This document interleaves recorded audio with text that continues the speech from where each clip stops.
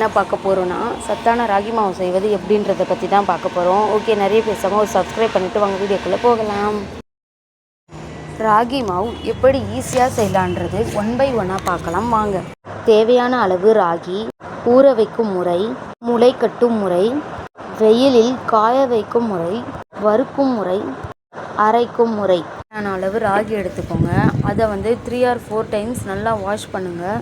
அதில் இருக்கிற டஸ்ட்டெல்லாம் போய்ட்டு அந்த தண்ணி வெள்ளையாக தெரிகிற வரைக்கும் நல்லா கழுவிக்கோங்க. ஒரு நைட்டு ஃபுல்லாக ஊற வைக்கணும். நைட்டு ஊற வச்சிட்டிங்கன்னா அதை காலையில் எடுத்து பார்த்தா நல்லா ஊறிக்கும். ஊறின ராகியில் தண்ணி எதனா இருந்துச்சுன்னா அதை வடிகட்டிட்டு அந்த ராகியை வெள்ளை துணியில் எடுத்து போட்டுட்டு அதை துணியை நல்லா கட்டிட்டு அது மேலே ஒரு பிளேட் எடுத்து மூடிட்டு 1 or 2 days அதை அப்படியே விடுங்க. நீங்கள் டே பை டே அதை எடுத்து பாருங்கள். அந்த 2 daysமே மார்னிங் எழுந்த உடனே எடுத்து பாருங்கள். அது கொஞ்சம் கொஞ்சமாக முளை கட்டும். அப்புறம் நல்லா முளை கட்டிட்டோன்னே அதை ஒரு தாம்பழ தட்டில் நல்லா விரித்து வச்சுட்டு வெயிலில் வச்சுடுங்க. அது நல்லா 3 நாள் வெயிலில் காயணும். நல்லா வெயிலில் காயணும்னா என்னன்னு கேட்பீங்க. நம்ம முளை கட்டியிருக்கோம்ல ராகி, அந்த முளை நல்லா சுருங்குற வரலும் அந்த வெயில் அது மேலே பட்டு அது சுருங்குற வரலும் நல்லா காயணும். நல்லா காஞ்ச ராகியை எடுத்து ட்ரை ரோஸ்ட் பண்ணணும். நல்லா ட்ரை ரோஸ்ட் பண்ணும்போது ராகியோட ஸ்மெல் சூப்பராக இருக்கும்.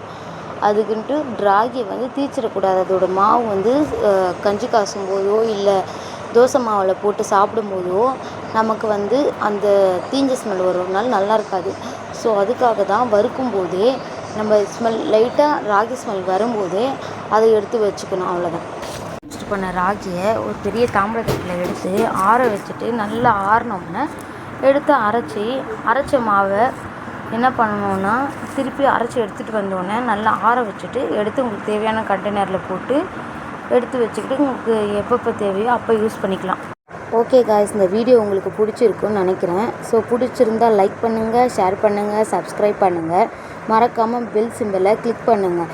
அப்போ தான் நாங்கள் போடுற வீடியோலாம் உங்களுக்கு நோட்டிஃபிகேஷனாக வரும். ஓகே காய்ஸ், பாய்.